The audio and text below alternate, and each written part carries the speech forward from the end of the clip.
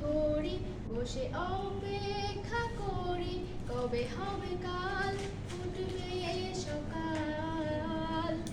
আয় ঘুম চুম্বন দে তার সারা কপালে, যাতে ঘুম আসে সব নিশ্চুপ হয়ে যায়।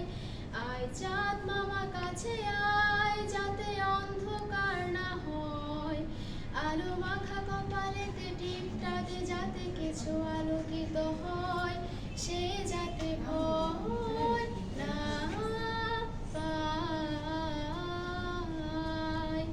পড়ি আয় তার দুই হাত ধরে নিয়ে যা স্বপ্নের খেলা ঘরে, যেথা মিলবে তার সুখের ঠিকানা।